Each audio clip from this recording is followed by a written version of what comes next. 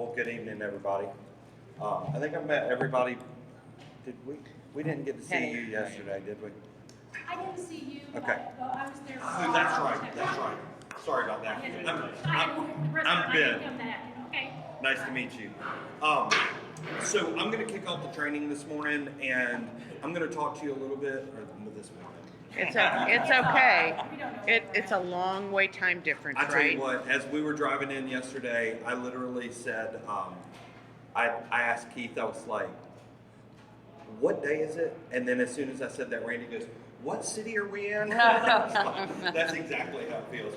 So I'm going to talk to you a little bit about the promotion point. As you know, the Main Street model, the Main Street approach, as we call it, has this 4-point approach of economic vitality, design, organization, and promotion. So I'm going to talk to you a little bit about that promotion point. Promotion obviously is the best and most important point of those 4 points. So anything else that you would learn about is a waste of time. But actually, I want to try to simplify it. The goal of promotion is really threefold: to create retail promotions, to program special events, and to cultivate a positive message. The promotion point is an interesting part of the Main Street model because it's actually the one that typically, and Randy, jump in if you don't agree with this, but typically it ends up kind of overshadowing the others because a lot of times Main Street organizations end up putting on festivals in the communities, and the organization kind of becomes known as an event programmer.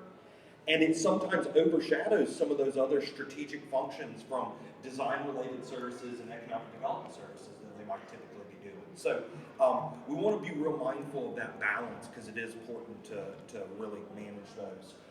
The way that they like to talk about this is there are 3 different kinds of events that the organization can put on. The first is image development activities, the second is special events, and the third is retail and business activities. We'll talk about each of these real quickly, and I'll give you a couple of examples. So the first is image development activities, and the goal of this is to start to change the negatives and to promote the positives. Pretty simple.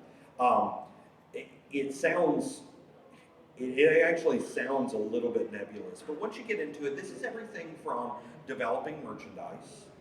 And, you know, in your community, there's a lot of merchandise that exists. It's all kind of focused around the high school.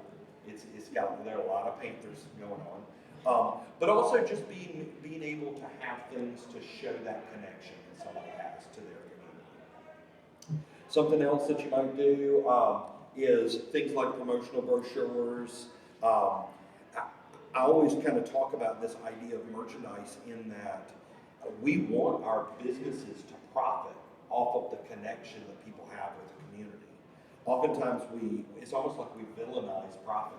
We want you to make money. We want you to make lots of money. So creating shirts that people want to have, creating merchandise that looks good. Oftentimes, you know, if you do have a non-sports related local shirt, it's typically what we call a car wash shirt.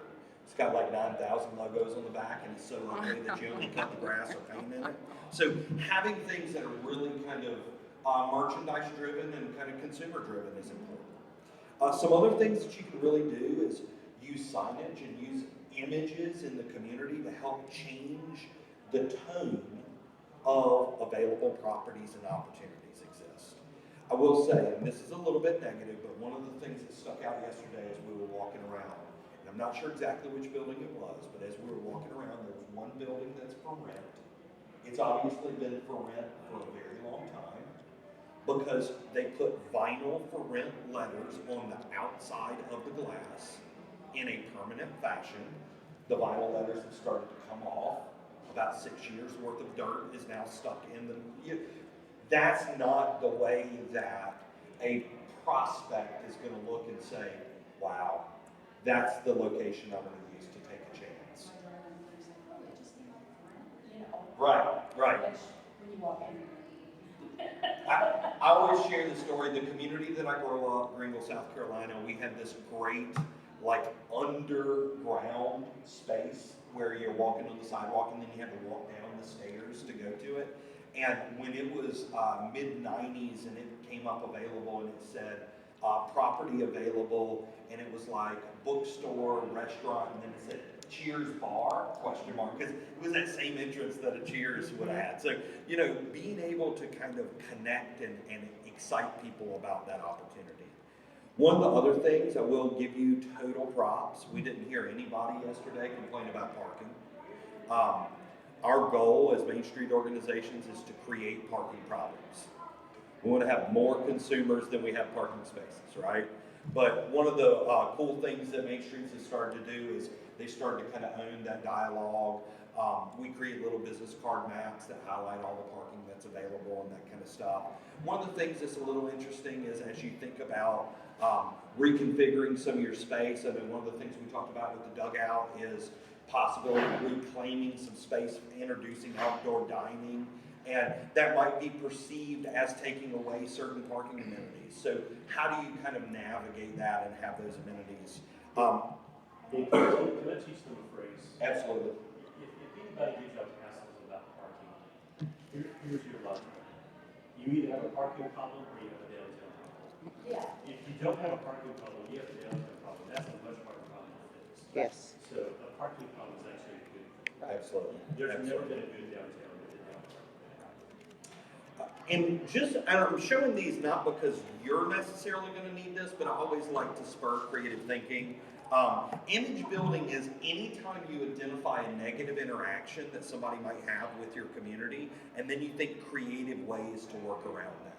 So in State College, Pennsylvania, we had a lot of people who were getting parking violations, and we had very few people that were using their parking garages. So instead of giving an automatic parking ticket, they started to adopt a courtesy ticket where they were saying, hey, obviously you've enjoyed being here because you're here longer than you paid for. Next time, why don't you take advantage of our parking garage where you can stay all day? So, you know, taking that opportunity to introduce additional information, and then if you really need to hit them over the head, there's nowhere to park downtown except for the 2,037 spaces.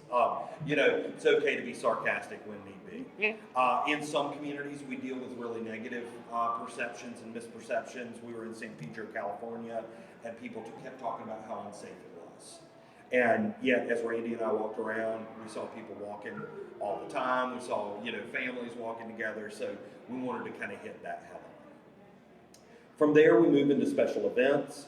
Special events are those things that bring excitement and potential customers to your district. These are the things that are used in very, very small microcosms to show people that you can get warm bodies to Monroe City. Okay? So I want you to think about that definition and think about some of the promotions that you've done, because as we wrap up the three definitions, I want to make sure that we know what are we doing and what do we still need to think about doing.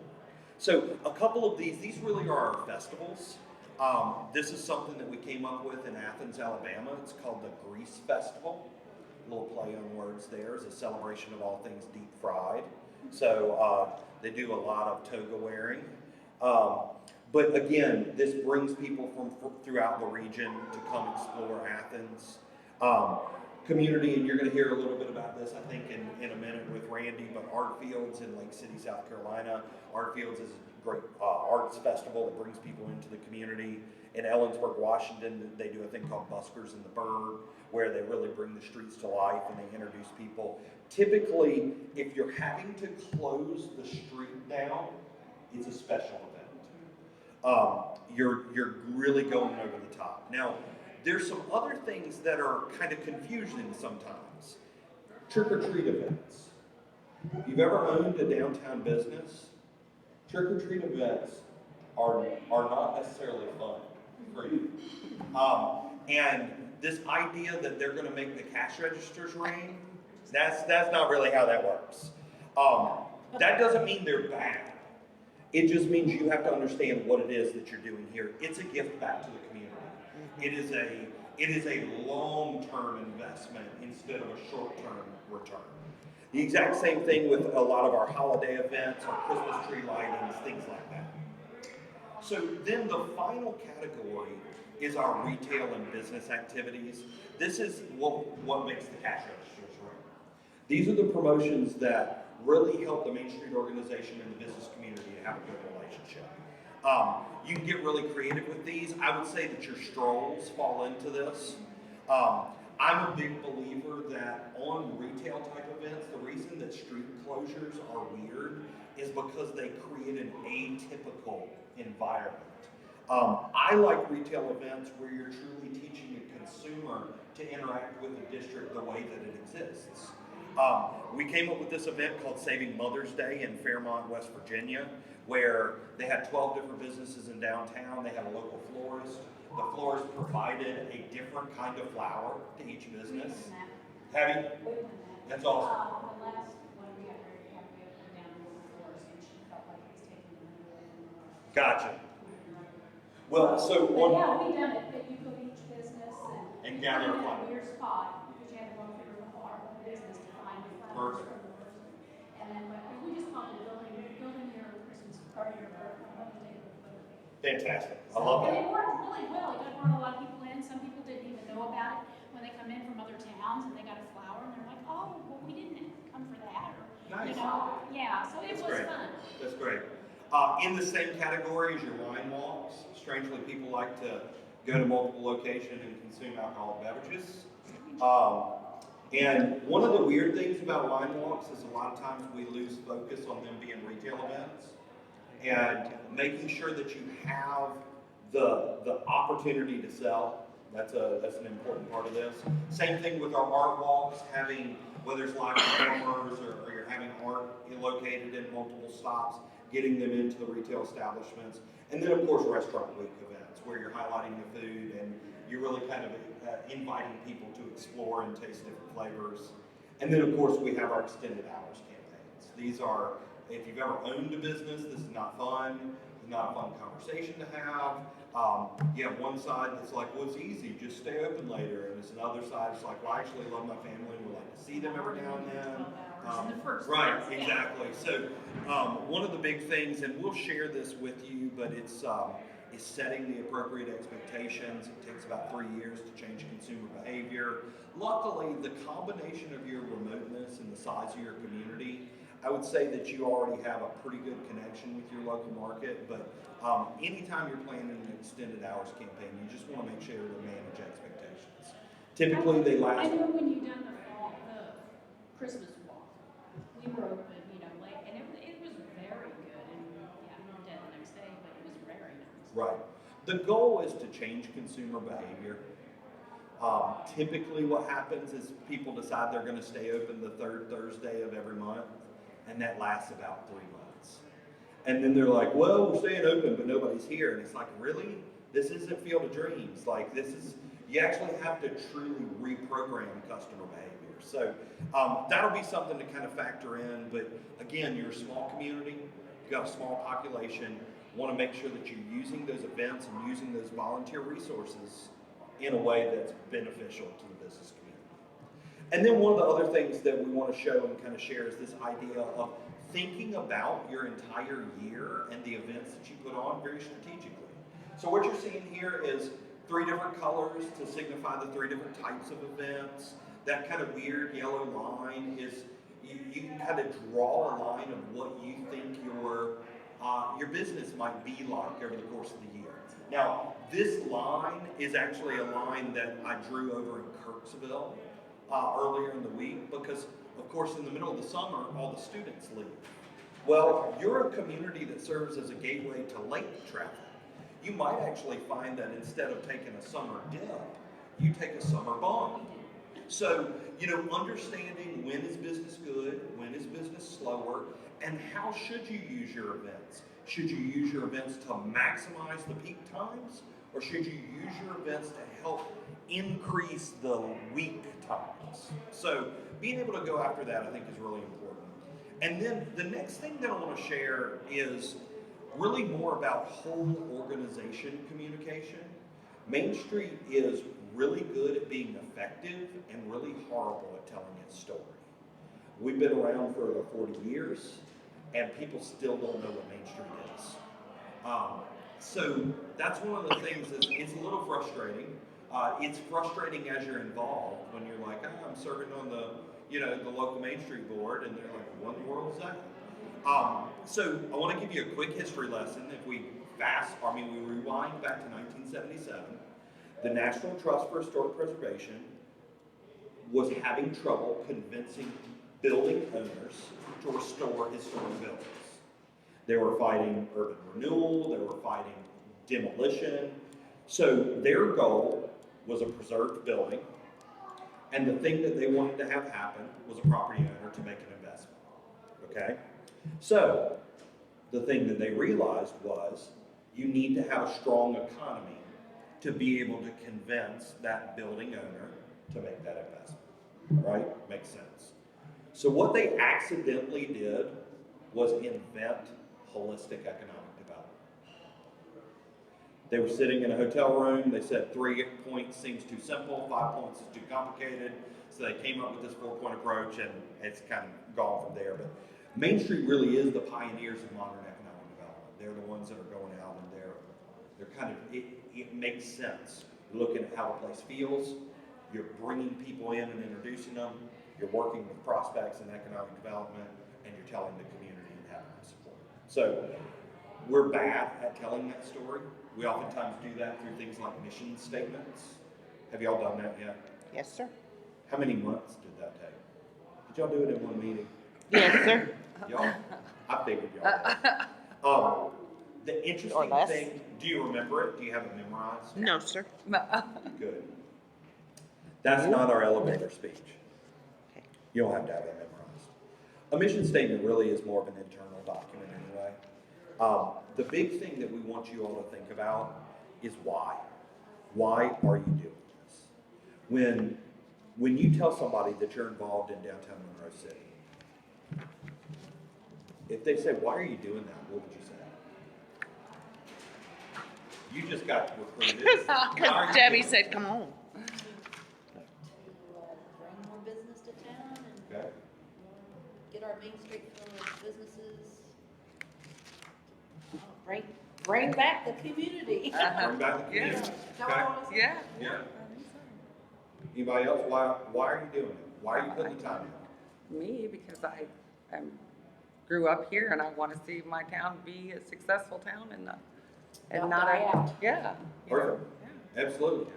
And that really is the thing that for some reason, I'm not sure why we're so hesitant to be emotional about it. But it's like when people ask me, why is it that you spend so much time working with Main Street organizations? I mean, there are other things out there. I could go and talk about tourism and all that kind of stuff, but I love Main Street.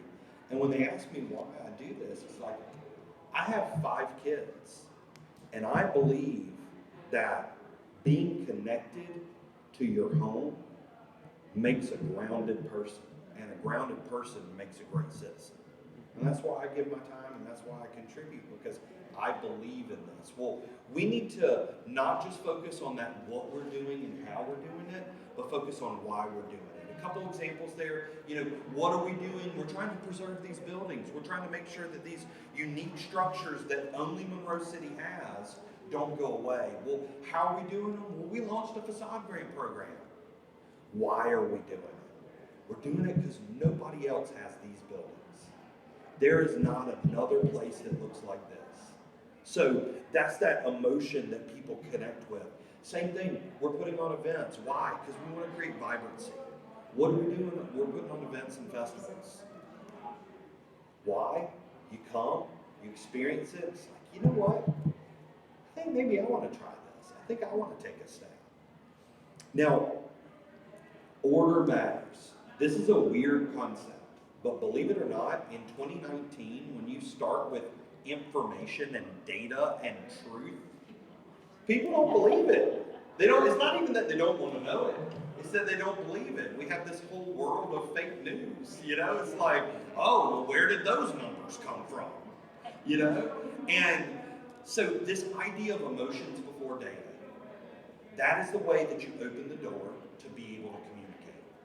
And people truly want to hear. I mean, that was one of the cool things, like, as we met with you all yesterday at lunch over at Dugout, and we started to hear stories, and we started to, it's like we're sitting there, and the next thing you know, your dad's at that table, and your husband's at that table, and all this kind of stuff, and then, all of a sudden we're getting served by your grandson that we know we're meeting with later, and like there was a personal connection that was created, and then we went out and we were able to receive all this information. And thank you for not saying how Tony was giving me all kinds of crap about my Well, Mountain I Dew. mean, hey, it's not your fault that they ran out of green beans. Right? But you know, I love this quote: "Nobody ever marched on Washington because of a pie chart." This is so true. Like what you're doing here, we heard a little of that frustration of there being so few of you. It's like we need help, we need more people. But you're starting a movement, and you're the small group that will inspire that change. We all kind of heard the 20-60-20 rule, you know, where it's like 20% positive and 20% negative, 60% in the middle will go either way. Well, you're trying to sway the tide, and it feels lonely sometimes. But just remember, you have permission to talk about why you love this place and why you're putting your time in. Something else I'm going to share with you is, if you remember, I'm a child of the 80s, so I love a good old Mad Lib. You know, with those mission statements, as I said, those are internal documents. I created this Mad Lib as a simple way for you to kind of draft a statement to tell people why you're involved in the DTLC. It's just this idea that everybody has to say the exact same thing. That's a fallacy. You know, we're all about changing our message now. You know, everybody needs to be able to talk about why they are doing what they're doing. And then the meat of this section is the cool thing that we've come to realize is of the 2,000 Main Street programs across the country, all of them have the same 5 audiences. You're communicating to donors, you're communicating to owners, the public, volunteers, and government. We know that to be true. You just got back from communicating to the government, right? When you market your events, you're out there talking to the public. When you're going out and you're offering facade grants and you're offering design services, you're working with the owners. When you're asking for resources, you're asking for donations, you're talking with the donors. When you're asking for a hand and you're asking for people to help, you're talking to the volunteers. When you think about these 5 audiences, when you think about how to use your time and your resources, be as efficient as possible, and be mindful of the things that are hitting on multiple audiences at once. Events are great for that. They hit multiple audiences. We're going to share some additional resources with you that maybe will help long term. This is a communication map where you can just think about what you're doing. If this gives you a headache, don't worry about it. You're new, you're young, you're small, don't get bogged down. These might be tools if you have any type A's in the group that really like to have color charts. Do you have any color chart people? I don't know. Do we? I like to color them in, but This is how I think. I can't think about things unless I see it there. So here's where it gets kind of fun though, is when we start to talk about branding. Now, you guys, I got a couple questions for you as I go through this. I'm gonna tell you some of the things that I've learned, and then I'm gonna ask some questions because I actually said to the group that we had lunch with yesterday, I'm pretty sure you guys are gonna make me break my own rules. So I've been doing branding for about 20 years, and I have worked with over 600 communities in 40 states and 5 countries. I've probably done more of this than anybody else. So I've learned some lessons here and there. I think it's always important to kind of start with this question, why do we brand? And have an illustration that I like to share. It's like how you would celebrate your kid's birthday. Okay? In fact, my oldest son is 14 today, so Aw. they're making a cake Dad. and eating as we speak now. That's okay. My dog is turning 1 tomorrow, and I'll be back for that. And that's the birthday. that is so wrong. Actually matters. We're all very excited about Maggie's birthday. We're not as excited about Nathan's. So, in 1940s, you'd go to the local grocer. You'd spend about 50 cents. You'd buy raw materials, and you'd go home and make a cake. By the 60s, you'd go to that local grocer. You'd buy a box, spend about $2, 1 cake mix. By the 80s, you'd go to the chain grocery store. You'd spend about $12 on one of those quarter sheet cakes. Now we're spending $500 on Fortnite trailers. What this illustrates for us is this kind of transition from raw material into a product, into a service, and now the experience economy. Because our consumers are so focused on experiences, telling our stories and crafting our message has become important. When all it was raw materials, nobody cared. It seems like fluff, but now it's actually business strategy. So my definition is branding is the discovery and preservation of a community's personality. As I come in and listen to you all talk and think about this community, I'm not creating something, I'm not creating a brand. I'm listening to the things that you're passionate about and trying to give you some tools to help preserve that. Does that make sense? The goal that you're shooting for is creating brand equity. Well, what is brand equity? I can illustrate it. How much does this cost? Take a guess.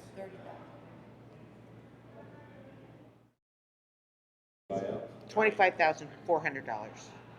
Oh, a Mercedes? I know, Oh, is that the what guys that's don't saying? see Oh, the front. sorry, I didn't look at that part. I'm I wrong. know, I was like, you forgot the logo in the front, guys. Well, you watch that stuff. I don't. Listen at Remind it. me. I love that. You actually are breaking the illustration in the best possible way. So Mercedes, how much is it at? It's probably 60. Okay, perfect. See, I know what that 30,000 to 60,000 because the logo on the front changed. Well, the punchline here is this is actually a Kia. Let's see. The logo, look. I see the logo. Yeah. I saw that. I even changed the logo saw in that. the wheel too. Yeah. So, you know, the fact is, what this really kind of illustrates for us is, a lot of times there's this value and this emotion that's connected behind the brand that might not actually have anything to do with the product itself. There's a built-in confidence. There's a perception that comes along with it. There's how other people think of you when you invest in it. That same concept applies to our communities. And it's amazing how many times communities consider economic development efforts and all this kind of stuff. They want to spend money and go out and have recruiters and have people analyze retail market analysis and blah, blah, blah, blah, blah. And a lot of times I'm like, you know what would be better to do? Create a cool factor. Because it is amazing the things that happen when you become cool. All these companies that you talk to and they say, oh, we're not going to move, we're not moving there, we're not going to locate there, you don't have the rooftops until you're cool, and then they'll break their own rules every day. So, you know, being able to capture that brand equity, being able to cultivate cool is hugely important in your community. 5 rules for you to remember, okay? Rule number 1 is called the khaki rule. Say no to design by committee. You guys have a logo. I think it was designed by the designer over at A&S Printing, right? You can tell it was designed by a designer. It's different than a lot of the Main Street logos that I've come across, and I applaud you for that. I always make the joke that Main Street logos are kind of like the West Side Story. You're either a shark or a jet. They're all either a skyline or a street sign. So you guys did something a little bit different. I do have some recommendations. I'm going to feel that out a little, but just remember this idea of design by committee. The thing that results from design by committee is consensus and mediocrity. And in the world of branding and the world of trying to stick out, you don't want to be mediocre.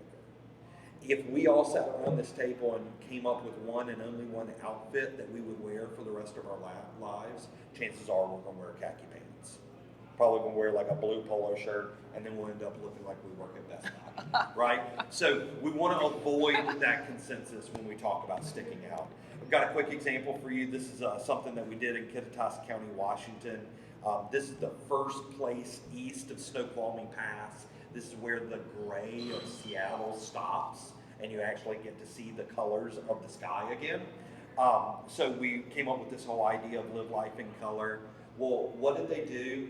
The first thing that the committee said was, well, that doesn't really tell people where we are. What if we had a map of the state of Washington and then highlighted where our county was. And, oh, well, we're a county, so we have to incorporate the name of every city in our county into our logo, to be fair, because we don't want to hurt anybody's feelings. And, you know, Washington color, that doesn't really tell people that we're in the middle of the state and centrally located. So with each iteration, it got worse and worse and worse. And finally, once they hit this, somebody on the committee was like, hey, I'm not sure if anybody noticed, but that logo is absolutely horrible. And they backpedaled back to the original. But this idea of really being comfortable with breaking out and telling a unique story. Rule number 2 is the contest rule. Don't ever do design competitions. Yes? I said, There's a reason why you don't ever see a design competition for a bridge. It's just not really the way it works. These are some products that came out of community design competitions. This is a community in India. What you think? Busy. They, going on there? they get points for thoroughness, right? They had a lot of triangles. Yeah. This is a community in Germany. Doesn't Yeah. like a body part. They're It does look like a colon. body part. They're colon. As soon as it came out, somebody photoshopped Like their jeans. E.T.'s head onto the website. Yeah, it So- is. Hilarious. But one of the other things that's kind of interesting that happens oftentimes as communities is they try to be too cute. They especially do this with taglines. La Crosse, Kansas, the barbed wire capital of the world. Okay, well, they wanted to say something that nobody else could say. They ended up saying something nobody else wanted to say. It gets worse in Kansas. Gas, Kansas, don't pass gas, stop and enjoy it. Oh my So, goodness. yeah, literally it's a Yes. fart joke. But that would go viral on Facebook. I mean, it would, but I will tell you this, all publicity is not good publicity. That's That's a fallacy of the advertising world. In that same vein, my. Hooker, Oklahoma, it's a location, not a location. I wish that this was a joke, but literally their local sports teams are the Horny Toads. Almost as bad As as. what? What's a hooker? Always a hooker? Really? Wow. Do they? Their Yeah. senior center sell once a hooker, always a hooker t-shirts. Oh, I know. Wow. Pretty much. And then the worst that I come across, Severance, Colorado, where the geese fly and the bulls cry. What in the world does that mean? Well, they're the home of Bruce's Bar, known for Rocky Mountain oysters. Yeah, that's So- why they're crying. So literally Okay. their entire identity is wrapped around bull testicles. Exactly. Rule number 3, and luckily you have avoided this, but it's called the seal rule. Do not use city seals as marketing tools. These are some bad ones. This logo, this is actually the seal of the village of Whitesboro, New York. They swear that that's a settler and a native having a fun game of Indian wrestling. Yeah, right. It's pretty tough. They brought up some issues about cultural insensitivity, and You think? the village voted overwhelmingly to keep it exactly like it was. So be warned, don't always take everybody's opinion. This is the seal of Salisbury, Maryland, where they figured out how to get tomatoes, pumpkins, mustache, cucumber, blah, blah, blah, blah, blah, all together. And my favorite example here is this top right corner. They actually refer to that as the Death Star Trench. So you win Oh. points for a Star Wars reference. Oh. It's supposed to be a building-lined street, but those buildings are 11 stories high, and the tallest thing in downtown Salisbury is 2 stories, so not sure where that came from. And then from my home state of South Carolina, this is St. Stephen. You can tell that there were 6 people that got to design this. They each came up with their own word. And look at how much fun recreation appears to be. But the thing that boggles my The mind little is, feet. it's the feet and the head of an American eagle with no wings. But that eagle is really pissed off. Look at It him. is pissed off. Well, because someone ripped its wings off. Oh my gosh. Yeah, I mean, again, this is a great example of trying to say everything and ended up saying nothing. Yeah. Rule number 4 is the screwdriver rule. You must have the right tool for the job. We kind of look to, and I'm going to call you out on the table here because this is where you've given me a little bit of a hiccup. We look to colleges and universities to kind of take this lesson. They always have an academic brand, and then they have an athletic brand. And in pulling this, it's kind of funny, this new MU brand, I don't know how long this has been around, but there are all these stories about how in the negative space between the M and the U is a donkey head, which I thought was kind of interesting. You see it? Oh, looks like a Oh. rabbit. Yeah, I never. Oh, I never noticed that. Oh, it Or a is. rabbit. Kind of like the MC. Who Never knows? noticed. Yeah. No matter what, it's not your mascot. Right. But you know, the main reason that they do this is, heaven forbid, the football team has a horrible season. They don't want it to affect admissions. So you want to have that continuity. They have the continuity of color, but they have just enough separation to kind of preserve the impacts of the two. We see this oftentimes in our local communities with this separation between a destination brand and our organization identities. Now here, the curveball that you have thrown me for is typically what a community has is they have a Main Street organization that uses the name Main Street. And that's the only tool that they have. So it makes my job easy because the destination is downtown. That's what they're promoting. So you have a Main Street logo for the group, and then you have a downtown logo for the community. Now here, your group is downtown Monroe City. And technically it's, you know, downtown Monroe City revitalization, but in very quick order, you have become known as DTMC. So I don't want to change that just to change it. You know, I don't want to change it just to fit my rule. So what I'm leaning towards, and I'd love to hear your thoughts here, is I do still think that we need to have a destination brand. Something that you can provide to the business community, something you can use to promote the entire community, and something you can share with the city government, but not a new city logo, if that makes sense. And the identity that I'm leaning towards is simply the identity of historic Monroe City. Historic Monroe City acknowledges that you have a historic downtown and a place that's got kind of a historic character, but it also doesn't draw the line in the sand where somebody out on the highway couldn't also use it to market themselves.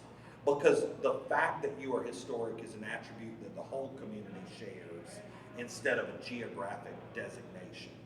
And then DTMC is the organization and entity that is breathing life and vibrancy into historic Monroe City.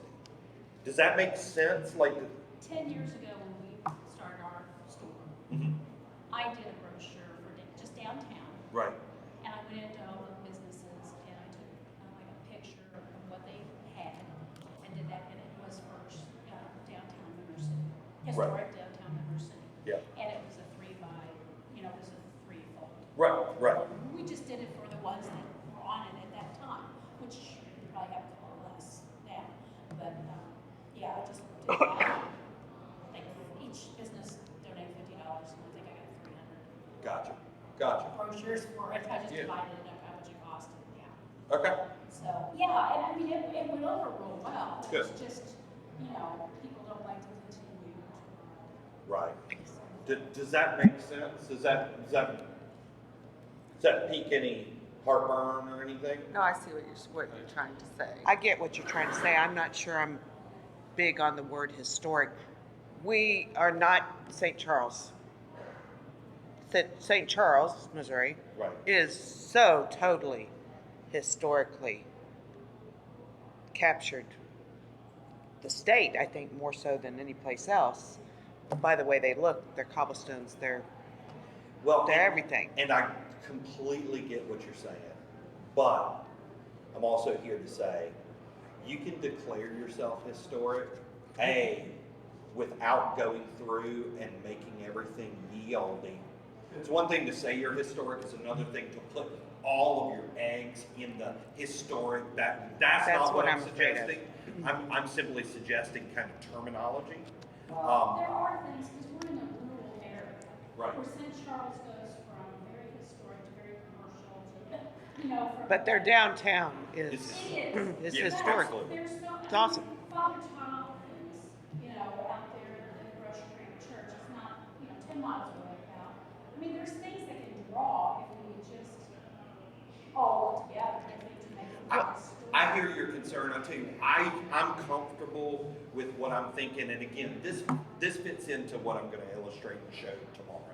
So I hear, and I feel pretty good about that. The big thing that I wanted to do was I wanted to kind of bounce that off of you. I mean, typically, if I was sitting down with you 2 years ago or 3 years ago before anything was done, I would say, okay, why don't we think about doing it this way? And I probably would say, hey, if you adopt a Main Street identity for your organizational name, then you tie into a statewide and national network, and this kind of makes sense. And don't get any heartburn over it being more than just Main Street, because this is just your organization identity. But and then I would say, downtown is the thing that you can promote. But honestly, for a community this size, I probably would have said downtown, like you're such a small place that you might not want to create this geographic divide that you can't get over. So let me just kind of throw it out tomorrow and see, because I feel good about what I'm hearing. Well, I would also say history doesn't just mean the buildings. Right. And we do have a lot of history. Right, it's also your culture, the things that happen in your community, the layout, it's all of those things combined. It's not just in the buildings. Absolutely. Right. Well, and honestly, Monroe City is blessed because of that lake out there. Mm-hmm. It came live in the early 1980s, and we have survived much because of that. Right. Absolutely. I'm sure. It's growing. And the people who are retiring to the lake area is what Yeah. feeds our bread and butter. Gotcha. And I guess 80s is history. And it's growing. There's I mean, you've been a realtor for 30 30 years. years. I mean, I know we have repeats, people that Yeah. come from St. Charles, and Right. even Springfield and stuff, they come out twice a year Mhm. just to come to Monroe. They like it so quick. And I mean, I think with the historic part, I can see what you're saying, Debbie. I mean, it kind of puts us, because some people don't, they think of history and they think of school and they think of history. It's like, I don't want to go there. But everything's getting revitalized, like historic. Everything's being taken back to its original bones. I mean, a lot of stuff is being done in this area, and I don't know if another buildings get taken, they might do that too. And I mean, they're kind of, the buildings are getting to tell their story. Well, and that's the whole Yeah, thing. figure out It's how to like do that better. saying, it's funny. I come from South Carolina, If and we were 1980 or 1930s town that was founded, somewhere, later. I mean, I mean, it wouldn't look right to say really, Sure. historic of the 50s or something like that. got some cool stories though. You really do. I mean, Oh, all yeah, the lots way of down. cool I mean, one of the things that really kind of stuck with me, and I don't know whether it makes any difference in your mind or not, but like when you go back to the early founding, when the town was plotted, and then those initial plots were sold off, that happened on Independence Day. Yep. And to sit there and hear yesterday talking about how July 4th is one of the events, here, and then to know that it goes back to y'all founding. were sold. I mean, that's really pretty cool, and this whole idea of that connection to, you've got this like pedigree of independence. And I think it's getting bigger every year. I mean, 4th of July. Yeah. It's just getting bigger. Okay. Okay. So rule 5, a logo isn't Google Maps. Now, we've all seen these, the typical approach of a state outline with a star. I told you we were in Kirksville earlier this week. Guess what? They stole the city logo, because there's Kirksville and there's Monroe City. An hour and a half apart, but those stars look like they're the same place. So, Same website designer. probably so. I don't know. Going through this and kind of thinking about those tools, what you're going to see from me tomorrow, I always approach this from a branding toolbox where we're going to look at colors, we're going to look at typeface, we're going to look at graphics, and we're going to look at message. I'm going to show you a really, really quick example from a Main Street community in Michigan called Sault Ste. Marie. These are all the different logos that the community had bouncing around between their different entities. We were in there working with their Main Street organization, and these were the main ones that were kind of ours, and looking at the organization brand and the destination brand. As you see, they had a Downtown Development Authority, that was the organization name, and then Downtown Sault Ste. Marie was the destination they were promoting. They thought there that all you had to do to have brand consistency was to say, our color is blue. They had all different shades of blue. So I brought all the different logos together, and literally there were 6 different shades of blue in the different logos. So we introduced the idea of creating a more streamlined color palette, 5 colors, identifying typeface, 2 different typefaces that they use for connectivity, going through and figuring out how to deal with their name. Sault Ste. Marie's a weird name, so how do you figure out how to do it horizontal, the different stacked versions? You're going to deal with that a little bit with Monroe City being 2 different names. You're going to have several different versions of those logos. And there we just introduced a very simple icon system that allowed them to tell their story. These icons represented all different things to them. And again, it's very simple. Logos don't have to be self-explanatory. It's better when they're springboards for storytelling. So being able to use very simple symbols to help tell stories. These are the different downtown streets that make up their district. They have 3 distinct districts. But then introducing their Main Street identity, again, having 4 different colors that they use to highlight the 4-point approach. You guys are using black and yellow. Black and yellow are your colors. I'm probably going to add one, just so it doesn't always feel exactly black and yellow, but it won't be orange. Okay. This is very important. I've learned that. Smart enough to know that. So now you see this kind of evolution of the organization brand, the destination brand. We showed how the elements can be incorporated into the city logo without really changing the city logo, but them adopting the word type, the Economic Development Corporation, how it makes its way into merchandising, different shirts, funny little sayings there. They have these things called the Sioux locks, so they have all these freighters that go through. We look at events and make the brand make its way into those events. So you see kind of the old on the left, new on the right, using the typefaces. Some are a little bit more closely connected with all the colors. So you start to see this whole system of storytelling. I'm going to be doing the same thing for you tomorrow morning. So I'm going to show you recommendations on destination brand, recommendations on kind of a long-term evolution on DTMC identity, and then how you can make its way into the events that you put on, so you can have this cohesive system and you can earn that brand equity. We'll look at things like wayfinding signage, so you can see how signage through the community might look with the brand integrated. I'll look at things like street banners, show how that might make its way into the community, how they'll work throughout the community. They had these veterans banners, and I can tell you, last thing in the world you want to do is say, I think you should take down those veterans banners. So moving to a 2-banner system that really worked for them. We designed a business recruitment guide for them. We helped them to identify a Welcome Back for Students program, and then even created mock advertisements and templates for them to tell those stories. So we're going to be doing the same thing for you for Monroe City, and that's what we're going to share tomorrow morning. So that's my quick overview. I have 3 minutes and 10 seconds before my time is done. Are there any questions that you guys have? Does that make sense? I know this is kind of like drinking out of a fire hose, but did that spark any questions that we didn't cover as we were going through? No, but I think it's good information. I Yeah. mean, good point. Yeah. Yeah. Especially on the branding, because I think it's so difficult for a community. They always don't like what they come up with. At first,